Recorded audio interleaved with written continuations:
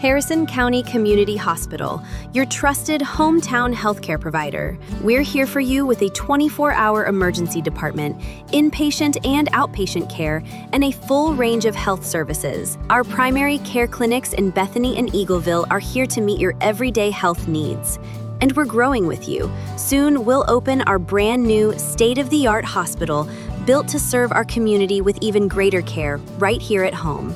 Our mission is simple: exceptional care for every patient, every day.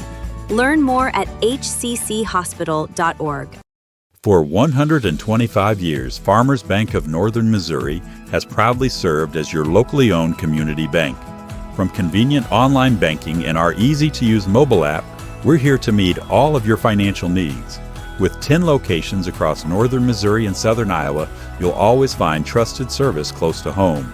Farmers Bank of Northern Missouri, locally owned, locally trusted, banking Bethany can count on. Learn more at onlinefarmersbank.com. Member FDIC. CF Rainey here with Bulldog Sports TV on one of our Sports Central interviews, brought to you again by Harrison County Community Hospital. And excited to be joined by South Harrison varsity football coach Chris Schoning.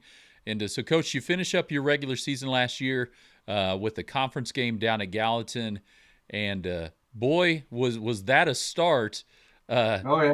Not necessarily on the good side for you all, but Gallatin special teams wise, and then offensively, kind of came out and punched you guys in the nose, and you got a chance to see how your team would react after a number of weeks with games that weren't really close necessarily early or later. And how'd you think you guys reacted after those special teams plays by Gallatin early? No, that's what I told the boys, Monday after the game. I said, guys, the one positive that we can look at from that first half, especially, was, after, the kick return went their way. They punch us in the mouth a little bit. They score. They kick off again, get it again, are almost ready to score again. And the things just weren't going our way. And I said, the positive thing, guys, is that I felt like you kept fighting. Obviously, I know we're not trying to lose the ball on purpose on the kick return. I know that we're trying to play defense as best as we can. I said, but you guys kept fighting, and that's what it's going to take come district time. I said everything's not going to go our way come districts. I said there's going to be some plays where they might pop off a 20 run, they might have a deep catch, we might get a flag that we don't agree with, but I said you got to go on the next play. That's football. That's why we play the game. So I thought we did a really good job of just fighting for that next play. We talk a lot about that, and we went into halftime. We got a little momentum going in the second quarter. I thought still we weren't playing great, but I thought we had a little momentum. We got a safety at the end there, which was huge for us. Really going into half, I think that put us up 16-7.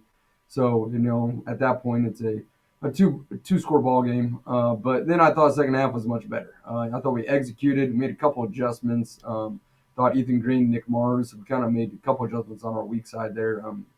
And those two, they did it flawlessly, and that was the main play we went to there that second half, and we got a huge chunk of yards running that play. So I thought that was good. I thought the defense, stepped up. I think we just – you're right. It was like we were I don't know if we were comfortable or what it was, but, whatever it was, we got it fixed. I thought the defense came out second half and played awesome. They were flying around. Our DBs were playing well. Linebackers were coming downhill. D-line, was not getting pushed around. They were controlling the line of scrimmage, and I thought, they were getting a little push on us that first half, and I thought they came out and played much better too that second half. Yeah, and it becomes one of those, you're going down there. It's their senior night. Right. They're battling. You and I talked about last week. They were battling for district positioning in their district. So sometimes you'll play a team late, and there's not a lot on the line for them. Right. Maybe there is one team, and then they came out, and they really came out like a team with nothing to lose. Right? Hey, we're the underdog to South Harrison. Multiple quarterbacks, different formations, and things. They got the momentum early. And ultimately, like you said, you weathered the storm. Right. No one panicked. The players didn't panic. Yeah. You guys, as the coaching, you didn't just come out and anyone that's played like Madden or anything, you get down and you just go 5 wide. We're just going to throw. We got to score. Yep. You stuck with your running game. Use that offensive line, especially those two main running backs with Mason Galloway and Craig Yeah. Coffey, and worked it. And like you mentioned, the safety was big. You're actually getting ready to score. You fumble it. Then the Mm-hmm. defense comes up with two. But I thought, and Andrew Sweat and I talked about being up 2 scores coming in because Gallatin, right? Yeah, they got the ball to begin the second half, Yeah. Right. and so that 2 score difference was big, and then your defense settled in again. They ended up with the field goal late, Mm-hmm. trying to get it, but just giving up the one touchdown, which that's what you've done since that loss to Putnam County. Your defense is really, maybe there's one play in there, but you make the adjustments and able to come up. And so talk a little bit before we get into heading to districts. I noticed this week, and obviously this isn't just a one-man accomplishment, but Craig Coffey with 4,000 yards rushing for his career, and just what that is for a high school running back. Yeah. No, Cray. You couldn't ask for a better kid to coach. He does all the right things. Just a good student. Um, good teammate. Good captain. And he's had an awesome career. And he's very. And the thing about Cray, he's very humble. I've never heard Craig brag about anything. And he's always working to get better. You sometimes, like especially at the year after he had a really good year last year. And some kids think they can just come in their senior year and be like, well, I'll be as good as I was last year just because I'm a senior now. But that's not Trey's mindset. Trey was, working on his speed, trying to get quicker. Well, asking me, what can I do to get better at football? And we worked a lot on that. And he works outside, on his own a ton of a lot of the time. So I'll see him down at the track running sprints, running different routes. I know he goes and lifts on his own. So kid is very humble. Has had an awesome career. Could not be more proud of him. 4,000 yards is a lot. That's a lot of yards, especially in 3 years. He played some tight end for us there his freshman year. Didn't get a lot of carries. Caught a couple passes, but this is 4,000. This is 4,000 career rushing yards. So 3 years span.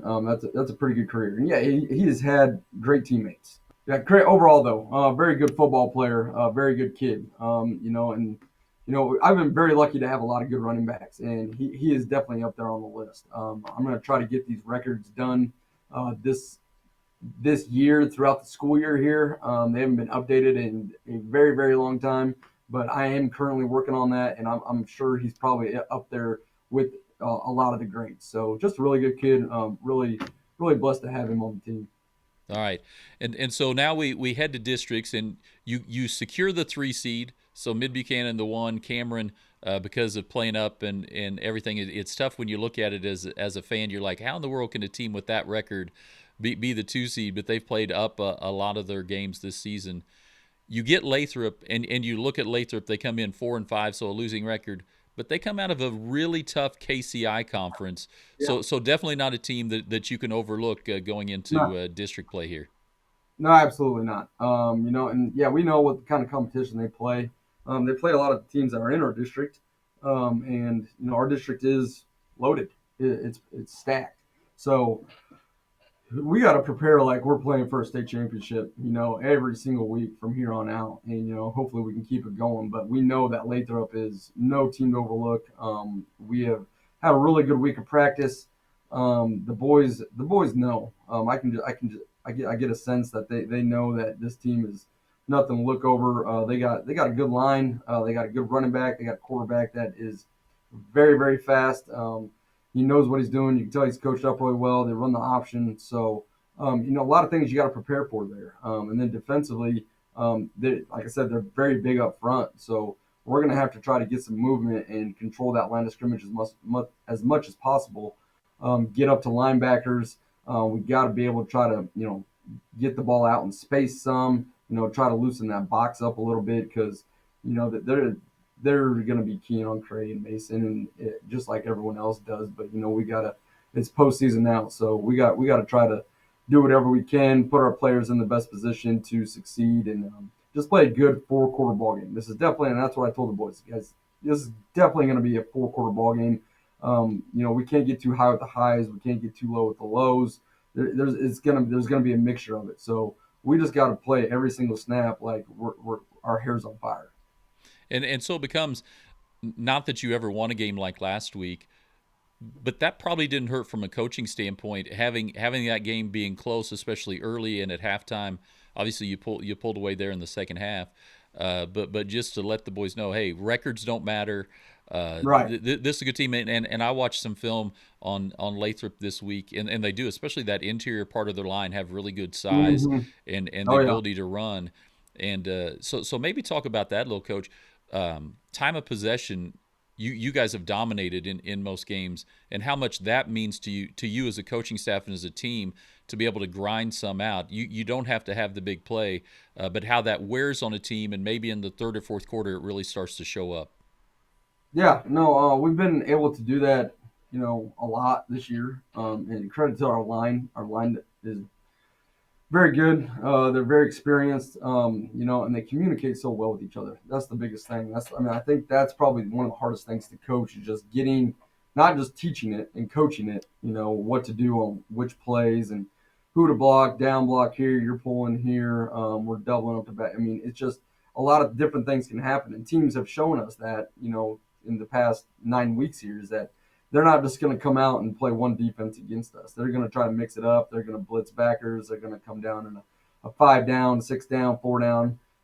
Primarily, they're going to have 8 in the box somewhere, just depending on where they're at. And with all the different movements, our line has to do a great job of communicating. That's probably been the biggest thing. I think the biggest step that we've made from last year to this year is just being comfortable and confident in making those adjustments and trusting those guys to do that. I can't be out there with them, and they do an awesome job doing that. So time of possession has always been huge. It was huge in the Brookfield game. We knew we were going to need to, try to control the clock as much as possible in that game, and we did a pretty good job of doing that. And yeah, same thing this week. If they don't have the ball, they can't score. So, we just got to play fundamentally sound football. And we can get those 3-4 yards at a time, but if we get just one penalty, we get a hold or we false start, puts us behind the chains, and that's where now we're not as comfortable doing that. So if we can limit those, that's definitely where we want to be.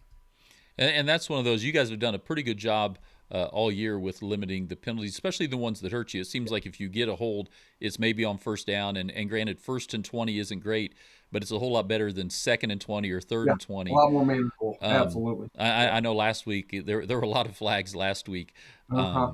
and so and not just on you, it was on both sides. So I think just Right. sometimes you get an officiating crew that just maybe throws a little more flags than other Mm-hmm. times, Oh yeah. and That'll so. happen. Yeah, so we appreciate your time, Coach. Good luck Friday. Want to let everyone know the game, Bulldog Sports TV will be producing it, but you'll have to go through Misha TV to watch it. So it will be a charge, $10, I think $10.60 after their fees. Will not be on our Facebook or YouTube page, but that is where you can watch it. Big weekend. You and I were just at the pep rally and Yep. celebrating the band, the cheerleaders, volleyball, golf, football, obviously starting their postseason, and then softball just left to go down to state softball.